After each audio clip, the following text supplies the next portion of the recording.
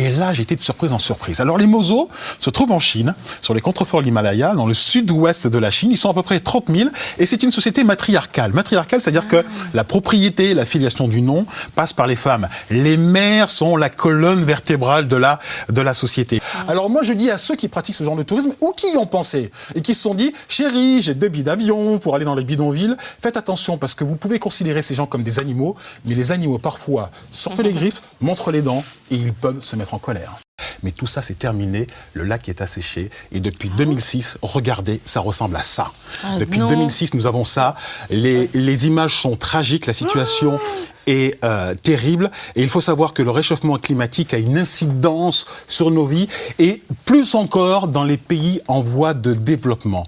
Les faits nous montrent qu'en fait, le réchauffement climatique est en train de creuser les inégalités dans le couple entre hommes et femmes. Mais pourquoi ? Alors, rien que les faits. Plus on déboise, plus le temps que les femmes consacrent à la recherche du bois et de l'eau augmente. Je vous prends un exemple très simple. Nous sommes en Inde, dans l'état du Gujarat. Les femmes, auparavant, tous les 4 ou 5 jours, allaient à la recherche du bois. Maintenant, elles consacrent à cette tâche épuisante 4 à 5 heures par jour, rien que dans la recherche du bois. En Inde, toujours en Inde, l'ensemble des femmes consacrent à peu près l'équivalent de 150 millions de jours de travail par an, rien que dans la collecte de l'eau. À Soweto. Oui, et comme nous sommes en bonne compagnie, on parle de ses amis. Moi, je voudrais vous parler d'un de mes amis. Cet ami s'appelle François Bélorger. C'est un diplomate. Il travaille pour le ministère de la Coopération. Et comme vous le voyez, c'est un diplomate baroudeur. Alors, en 2003, il était en poste au Mozambique. Et un week-end, en pleine brousse, au milieu de nulle part, il tombe en panne de moto. Une seule solution, rallier la ville la plus proche à 50 km pour trouver un garagiste. Alors juste avant de se lancer dans ce marathon, arrive de la mer un pêcheur. Ce pêcheur arrive et qu'est-ce qu'il va faire ? Il va lui dire « Ok, je te confie ma moto, il faut que tu la surveilles ». Et il part comme ça, rallier la ville la plus proche à 50 km. À pied. À pied. Au bout de 36 heures, qu'est-ce qu'il fait ? Il tombe sur des Afrikaners qui sont en week-end, en 4x4 dans la brousse. Ils sont conviviaux, ils sont sympas, ces Sud-Africains. Il raconte son histoire et décide de la ramener à sa moto. Il revient à la moto, la petite équipée sort les outils, il répare la moto, François est heureux, surtout que ce pêcheur est resté pendant 2 jours pour surveiller la moto.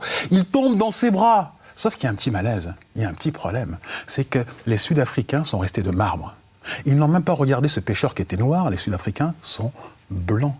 Ils ont ignoré ce personnage. Alors François, un peu gêné, demande le pourquoi de cette attitude. Et là, les Sud-Africains vont répondre. Vous, les Européens, on vous admire de la relation que vous avez avec les Noirs. Nous en sommes totalement incapables. On nous a toujours dit et enseigné que le Noir était un ennemi, quelqu'un de dangereux. La seule façon que nous avons pu parler, la seule manière dont nous avons pu parler aux Noirs, c'était en leur donnant des ordres. Et c'est avec ce genre d'anecdote qu'on peut se demander si l'image, par exemple, du président Thabo Mbeki, le président sud-africain, remettant la Coupe du Monde à l'équipe des Springboks, n'est pas à l'heure. On peut se demander si les hommes et les femmes en Afrique du Sud, c'est les Noirs et les Blancs, vont un jour vivre ensemble. Eh bien, je peux vous dire qu'on a quand même quelques raisons d'être un peu optimiste. Pourquoi ? Parce qu'on a constaté à Soweto qu'il y a une poignée de Blancs, ils ne sont pas nombreux, qui se sont installés dans ce quartier. Alors là, je vous parle de Soweto. Soweto, qui est quand même, pour ceux qui ne le savent pas, l'emblème du passé raciste de l'Afrique du Sud. Là où en 1904, la municipalité de Johannesburg a décidé de parquer tous les Noirs avec l'objectif clair de séparer les races.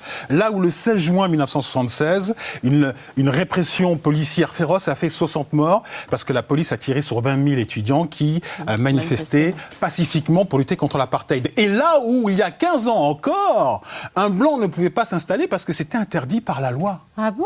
Oui, c'était interdit par la loi. Alors les choses sont en train de changer. Ces choses qui sont en train de changer, c'est grâce à quelques Européens comme par exemple John Helmers. John Helmers est un Européen qui a quitté sa Grande-Bretagne pour épouser une femme noire. Il l'a épousée là-bas, il a rapidement divorcé, mais il a décidé de s'installer. Il a décidé de rester. Il a montré la voie des Sud-Africains. Comme par exemple Werner Regal, qui est un Sud-Africain pur jus, blond aux yeux bleus, qui a épousé une femme noire, mais qui va faire ses courses à pied. Alors ça détonne un peu dans le quartier, hein. Et il a décidé d'élever ses enfants là-bas. Voilà ce que l'on peut constater en ce moment en Afrique du Sud. Alors ils sont peu nombreux. En Afrique du Sud, c'est blanc à s'être installé à Soweto. C'est tout à fait normal parce que, quel que soit l'endroit où vous posez vos yeux dans ce quartier, eh bien, tout ramène à l'apartheid et aux erreurs du passé. Mais on constate une chose, c'est que s'ils sont installés, c'est par amour. C'est parce qu'il y a eu une intimité avec un conjoint d'une autre couleur qu'ils ont décidé de briser les tabous et de briser les préjugés. Et aussi parce que le quartier est en train de changer. C'est-à-dire que petit à petit, on s'aperçoit que ces rues qui étaient poussiéreuses, qui étaient sales, qui étaient mal famées, eh bien, sont en train de changer. Elles sont goudronnées maintenant, elles sont éclairées et surtout elles portent des noms. C'est taudis. C'est taudis en Afrique du Sud, qui étaient des maisons faites de briques et de broc, toutes de guingois. Eh bien, elles sont rénovées.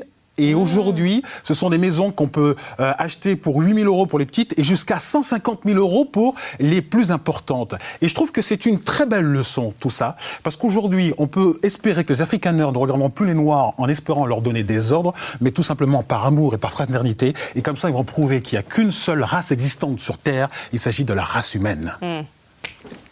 Alléluia. Merci à vous. Merci. Bon, alors, appel à témoins.